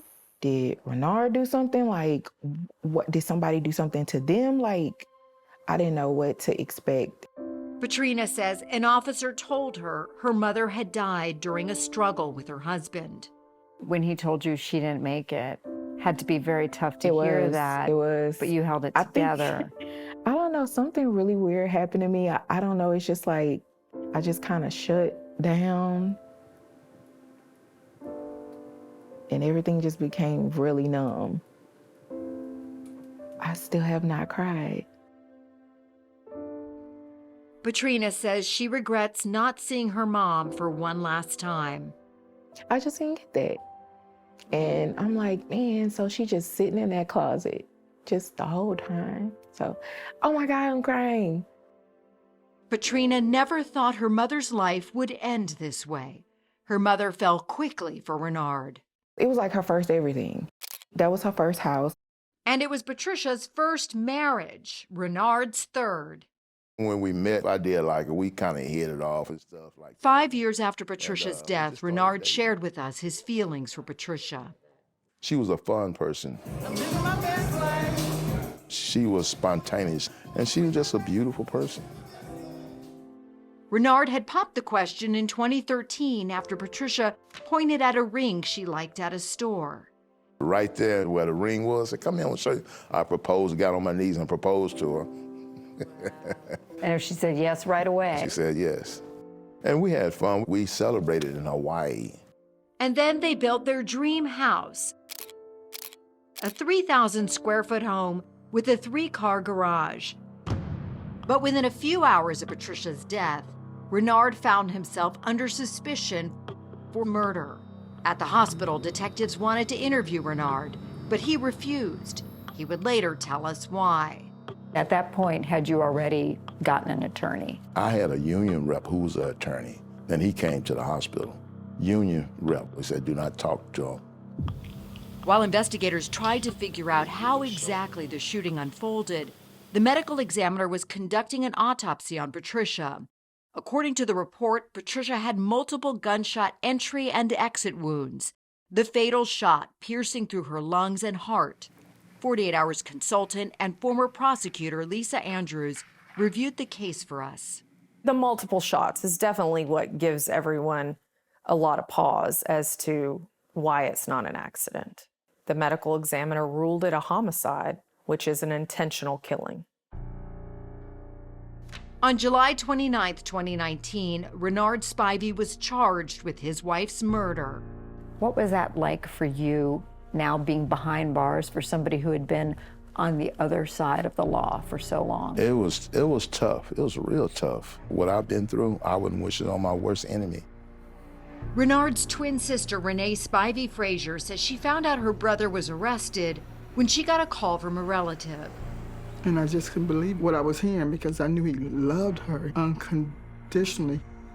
Renard's friend, Gerald Graham, who Renard has mentored over the years, couldn't believe it either.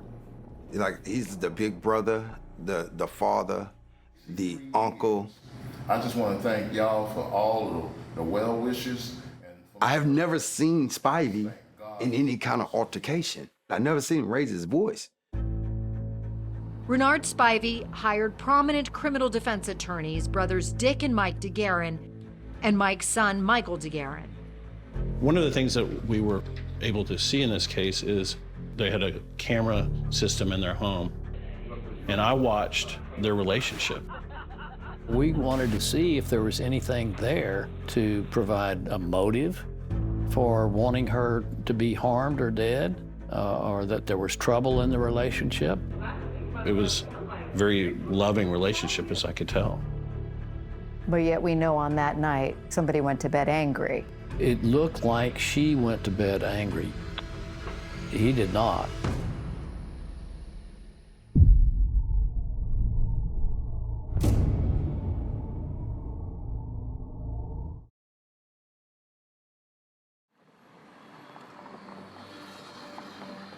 Hours after he was charged with the murder of his wife, Harris County Sheriff's Deputy Renard Spivey posted bond, $50,000. I was in jail probably about a couple of days. And returned to the house he used to share with Patricia, where investigators believed he intentionally shot her. When you walk in that door, do the memories come flooding right back? Well, as soon as you go in the door and then you go in the bedroom, bam, it hits you. Renard Spivey insists his wife's death was an accident. I love my wife. You know, I did everything for her. Anything she wanted. I always treated her like my queen. But Renard never gave a statement to police about how the events unfolded that night. And Patricia's family questioned the circumstances around her death and why Renard was free on bond. Patricia's cousin, Sybil Shepard. I don't think that his bond was high enough for murder. Being a sheriff, I think he got a lot of privilege in that instance. Patricia's loved ones call her the caregiver of the family. She was kind of like the glue. Her being gone really is you notice it that she's gone. She did anything that she could to help people out, and you can see that just from taking care of her dad. You know, just taking on that responsibility. Patricia worked as an executive assistant for the Methodist Hospital in Houston. She'd go visit people in the hospital. She would go take them food, send them flowers. If nobody else was thinking of them, she was. She just was everywhere, helping, taking pictures, giving her time, just real social. She was very accomplished. Renard's attorney, Dick DeGuerin, says the Spiveys had a good life. They were very happy. They went on cruises together. Every Friday night, they had a special dinner.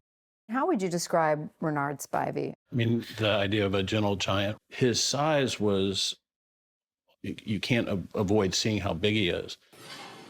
Renard has been a bodybuilder since his 20s. In the aftermath of his wife's death, he was placed under house arrest, but was allowed to continue with his training. Actually, during that period of time, it was more therapeutic for me because I've been doing it for 40 years, because that's my love. He was also free to go to church and spend time with his family, but he resigned from his career of more than 20 years with Harris County Sheriff's Department. His TV career also took a hit. At the time of Patricia's death, I understand you were still taping. Yes. The Justice with Christina Perez show. Well, let me say, before that, we were still taping. Then after that, we didn't do any more taping. Renard had portrayed the bailiff for 9 years and taped more than 100 episodes. Right here, sir. He told us it was something his wife really liked about him. And what did Patricia think of your television career? Oh, she loved it. She was excited. And as a matter of fact, I took her to a couple of the Emmys. Patricia's childhood friend, Ezra Washington, had a small part as an extra on that show and remembered meeting Renard when Patricia and Renard got together. You recognized him right away from his time. Renard and Ezra became close friends, but over time, even before Patricia married Renard, Ezra says Renard was controlling with her. They were at Papado's Friday night. You know, she'd have a few, and he told her, don't drink no more. And she said, why? And he was like, 'cause I said so. And she dumped him. The couple got back together, but their problems hardly went away, says Ezra, and eventually impacted Patricia's relationship with her cousin Sybil. He didn't like Sybil at all. He literally just hated her. She allowed Pat to have freedom. They would go on this cruise every year, and they party, have fun, and they meet people from other parts of the country. He definitely felt, intimidated by the relationship, that we had. Sybil says after the couple got married, Patricia distanced herself. It was more so trying to just put that wedge between the two of us. And it worked. I just backed off from it. I didn't want to come between somebody and their marriage. It almost seemed like he was jealous of her relationships that he already knew she had. I mean, he met her. Patrina says her mom and Renard had no business being married. She says their relationship became strained once they moved into their new house. They argued quite a bit. What did she complain about with him? Mainly, it was libido. That he didn't want to sleep with her, and maybe she thought he was taking steroids because his whole demeanor changed and his attitude towards her changed. Like mood swings, a lot of up and down. Yes.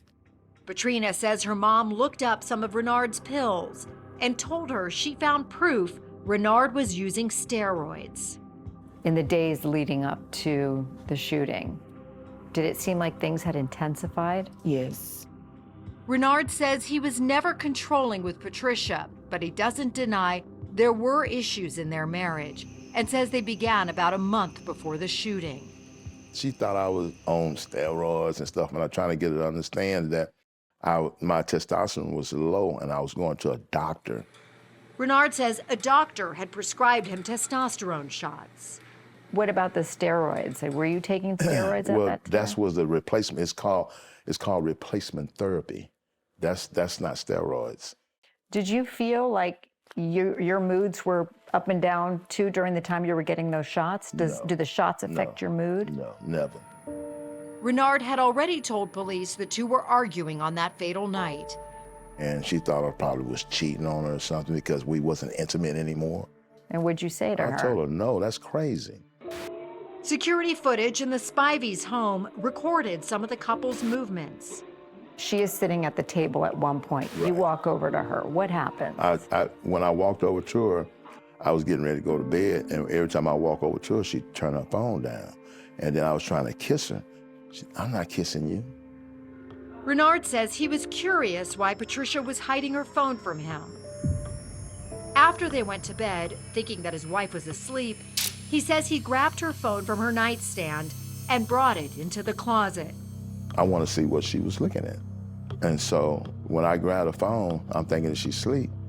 I go in the master closet, it's dark, and it wasn't seconds before, pointing the gun at me. Give me my damn phone. Renard says Patricia followed him into the closet with a gun. Then when I turned around and saw her finger on the trigger, I was scared for my life.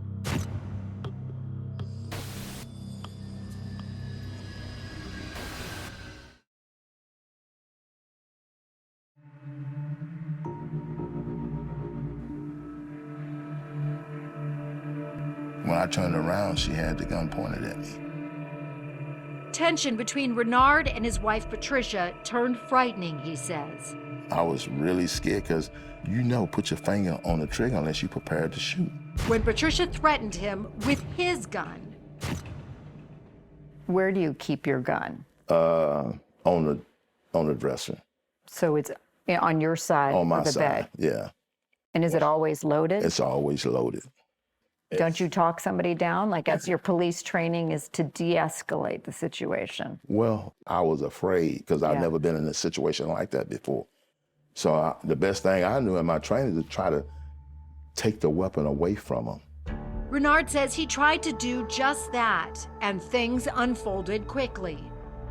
When I grabbed her wrist, I grabbed the top of the weapon. She pulled back with her finger on the trigger, and it went off and shot me in the leg. So you got shot first? I got shot first. Then what happened?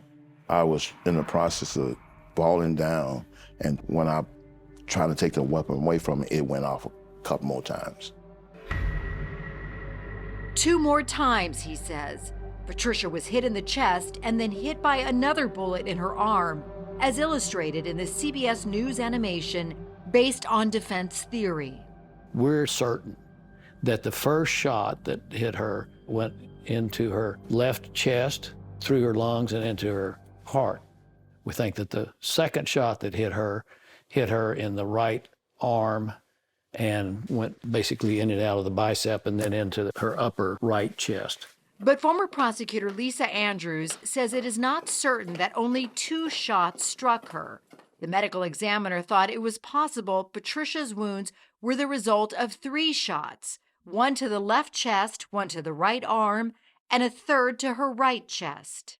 There's a lot of controversy about how many times she was actually shot. 1 shot is an accident. 3 shots? Well, I mean, that's the question, right? Investigators pored over the home surveillance.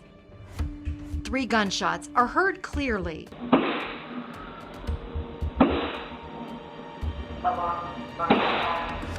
But authorities suspected Renard actually fired the gun 4 times. 3 bullets fired at Patricia and then one Renard would have fired at himself, wounding his leg to make it seem that Patricia shot him.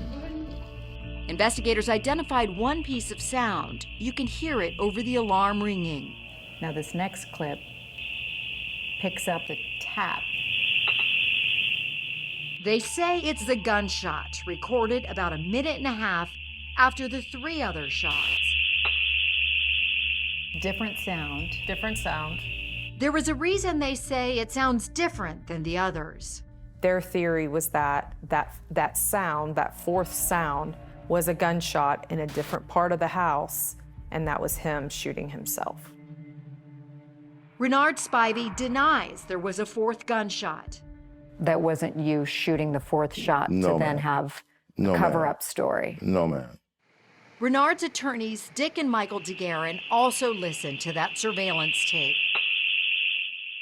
It is not a gunshot. They say the sound most likely is the click of another camera in the room being activated. And keep in mind, there were 3 empty cartridges that were found. But Lisa Andrews says there were other things that could point to Renard's guilt, like his call to 911. What is your emergency? Shots fired. Okay, sir. Is there an actual patient there? Has someone been shot? Yes, ma'am. He's pretty calm. The demeanor does look pretty off to me. Okay, where's the patient? They on the floor, and I'm shot too. They. He doesn't say my wife or she. It's an emotional step back from what has happened. It took Renard 2.5 minutes to say he accidentally shot his wife. Yeah, my wife had an argument. I accidentally shot her. It's like he can't bring himself to say what he's done. For him not to reveal that information with 2 decades of law enforcement training, to me, that was consciousness of guilt. But Renard says he wasn't hiding anything. Well, when you're traumatized and to see your wife shot and you shot 2 at the same time, it's a lot. Mm-hmm. Where's the gun? It's on. You can hear the strain in his voice, so you know he's in pain. He was confused and probably going into shock. But there are other things on that tape that caught Andrew's attention. Since she is not awake and not breathing normally, sir, we need to perform CPR on her. I said we need to perform CPR on her. I felt this was also significant. Mm-hmm. I have no doubt he is trained in how to give CPR, perform it. You can hear what sounds like Renard doing chest compressions. 1, 2, 3, 4, 5. But a little while later, you can see on the home security cameras Renard takes a break without mentioning it to the 911 operator. We need to apply firm direct pressure to your wounds and her wounds, but we still need to continue the CPR. Okay, ma'am. He's on the phone with 911, holding the towel on his leg. Typically, when you're performing CPR, you don't take breaks. Renard says he went to unlock the garage door to make sure medics could get to his wife as soon as possible. I came right back and continued the chest compressions. 1, 2, 3, 4, 5, 6, 7, 10. He's then heard breaking down. Ma'am. I'm here, Mr. Spivey. Just keep going. You're doing great, sir. If you can continue, please continue. 1, 2, 3, 4, 5, 6, 7, 8, 9, 10, 1, 2. He loved her. Happy anniversary to you too, dear. Happy anniversary to you. He really loved her. Renard's twin sister is not surprised her brother was emotional. She lost her life, and he was hurting. But Patricia's close friend, Ezra Washington, says just 2 days before Patricia died, she told him she was fed up with Renard's controlling ways and his suspected steroid use, which she blamed for the lack of intimacy in their relationship. She said, you know what? She said, I'm done. She said, I'm leaving. Ezra says on the day of the shooting, he had multiple phone conversations with Renard, and that Renard told him they were getting a divorce. Ezra claims he confronted Renard about steroids. I know you're on them steroids. Okay, man, I did. I got some product from my boy because I wanted to get lean for the cruise, but I ain't doing it no more. I said, stop lying. Ezra says he told Renard to just leave the home, but Renard made a comment about Patricia not getting the house. I'ma show her. I said, man, don't be stupid. Ezra says he feels guilty for not reaching out to Patricia to warn her that night. I didn't call. I regret that to this day. But he told authorities about his conversations with Renard. I told him everything. As Patrina and Sybil waited for the case to go to trial, they had arrived at the same conclusion with Ezra, that Renard had intentionally shot and killed Patricia. It was more or less his actions afterwards. I didn't see any remorse from him. I don't think it was an accident. But Renard Spivey's loved ones were convinced he would walk out a free man. He would never, ever intentionally pull a weapon to kill. I knew him.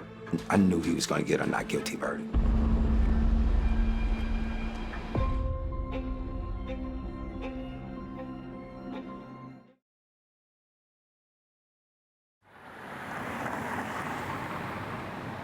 As Patricia Spivey's family waited for their day in court, the coronavirus pandemic stalled the proceedings. 4.5 years passed by.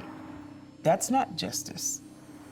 Renard remained under house arrest, but after some time, his lawyers successfully filed a motion to remove his ankle monitor, and Renard joined the world of dating apps. I probably was on maybe one or two of them, but you get lonely. You need some friends or something like that. On November 28, 2023, Renard Spivey was back in court. This time not as a bailiff, but as the accused, facing a life sentence if convicted.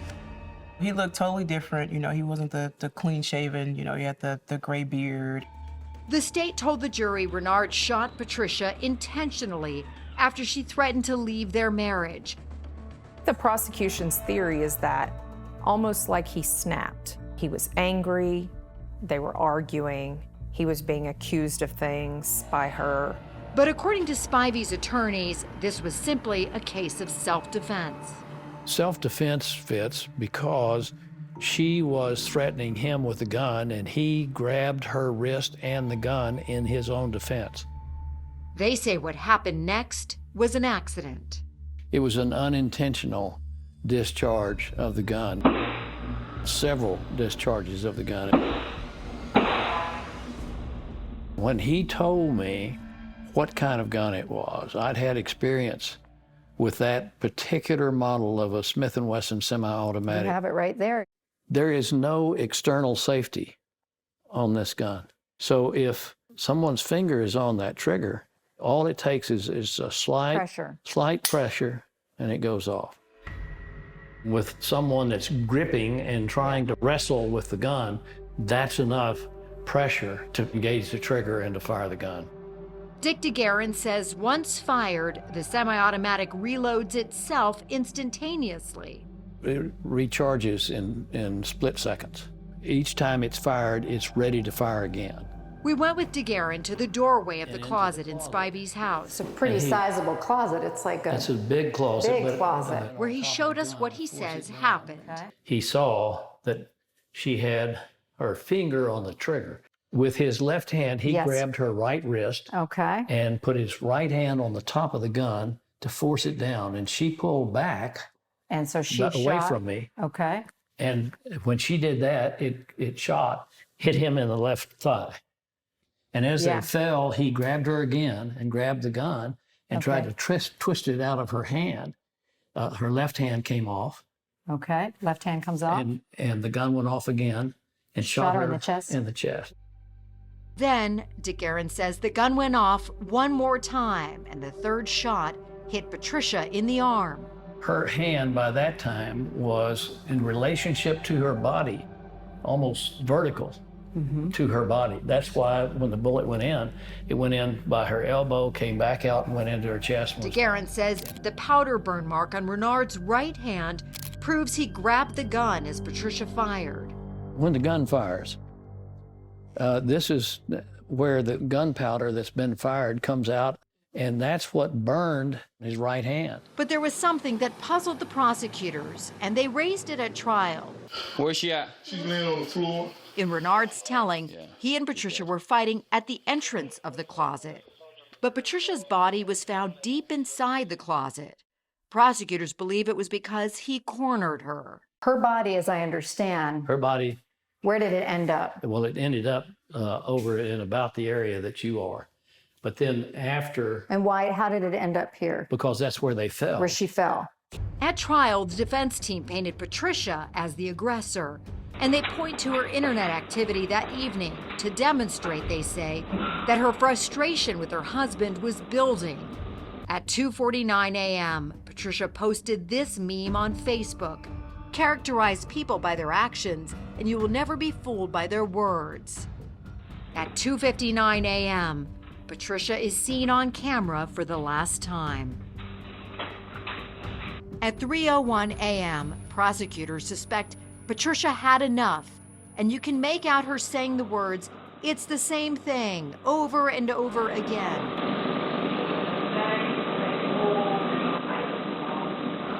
But DeGuerin says it is not clear what Patricia really meant.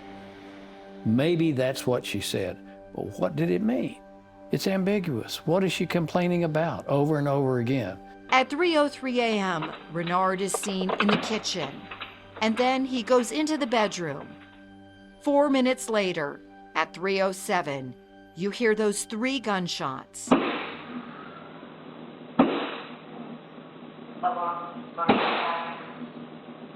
They were in quick succession inside of 4 seconds. And at trial, Renard Spivey told the jury his wife Patricia was the one firing. I didn't pull the trigger. No, your fingers weren't on the trigger. No, ma'am, not at all. DeGuerin says there is no evidence to contradict that. He says that a crime scene technician acknowledged at trial that the trigger was never separately swabbed for DNA. She said, well, I was afraid that the gun would go off again. Now that tells you how dangerous that gun was. But Patrina says her mom was not the type of person who would pull a gun on anyone. My mom is not violent like that. It didn't make sense to me.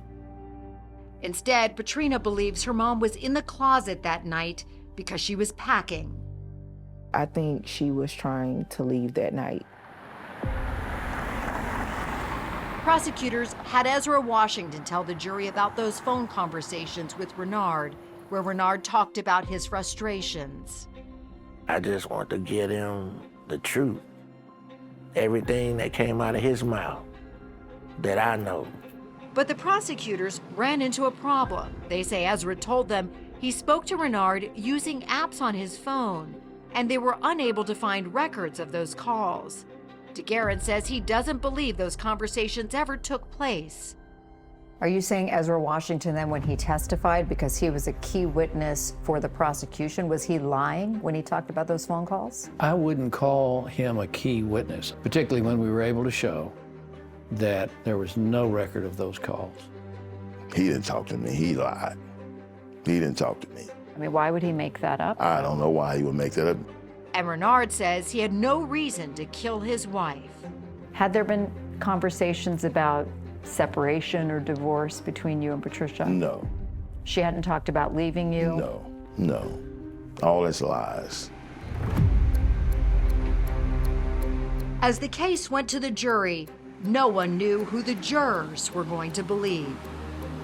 It was tough. People pointing fingers at you, you did it. And I know deep inside that I didn't.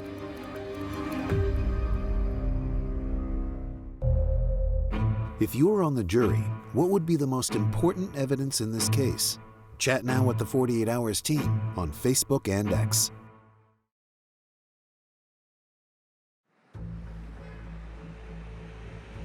I've never stopped having hope. and had faith. On December 6, 2023, after 12 hours of deliberations over 2 days, the jury in Renard Spivey's murder trial reached a verdict. My heart is, I'm emotional. I don't know what to expect. And found him Happy anniversary. Happy anniversary. not guilty. I fall to the floor crying. Boo crying. My attorneys helped pick me up, my family, Very emotional. Yeah, oh. Renard's sister, Renee, was relieved. I wanted it to be over with because I'm concerned about him. I'm concerned about his well-being, his life, how he's handling this. But she says there were no winners. She lost her life, and I was feeling for her, and his life would never be the same.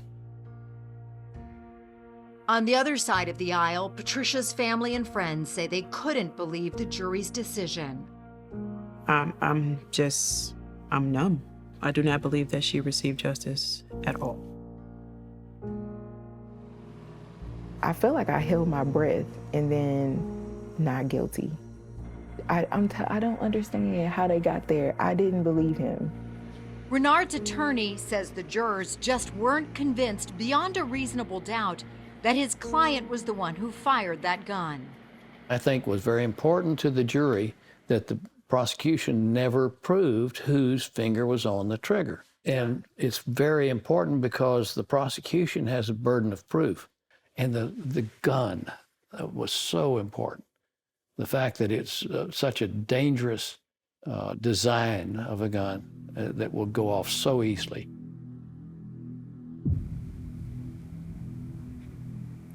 There just wasn't enough evidence to disprove his story. Since the trial, Patricia's family say they've had a hard time processing their loss. Felt like it was way too soon for me to be at her funeral. Facebook has these memories. It just seems like every other day or pictures will come up. I think about the times that, we shared, the good times. My mom was still important. Like, she was important to me. I just miss that unconditional love. I have no anchor. Like, she's gone, so she was my anchor. Yeah. So, yeah. I'm hurting, so I know how they feel. Actually, I would like to, come to their family, go to their family and say, hey, look, I loved her, and they knew that. It's no doubt in my mind that they knew I loved Patricia Marshall. Renard says since his acquittal, he has been active in his community. I work for an organization and I volunteer for Healing for Hoodies. And we feed the homeless every Sunday. Leaning on his family and friends. A lot of the officers, a lot of other people, we knew that you didn't do that. We knew that you would get, found not guilty. We know you. We know your character. We know what type of person you are. Man, appreciate it. Appreciate it. God is good. God is good. But he says he still misses his wife. You remember stuff that she used to like. You remember the music. You remember the food she liked. What color dress. Certain things she liked. You remember all that. So every day, it's a challenge. I can't sleep at night.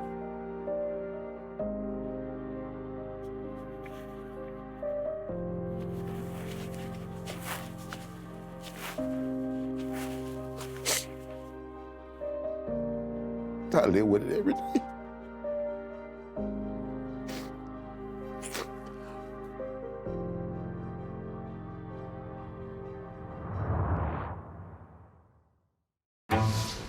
Don't miss true crime anytime you want, anywhere you go with the 48 Hours podcast. Real crimes, real lives. Like a John Grisham novel come to life. Real justice. There's some questions that have to be asked and need to be answered. Listen to 48 Hours on Apple Podcasts.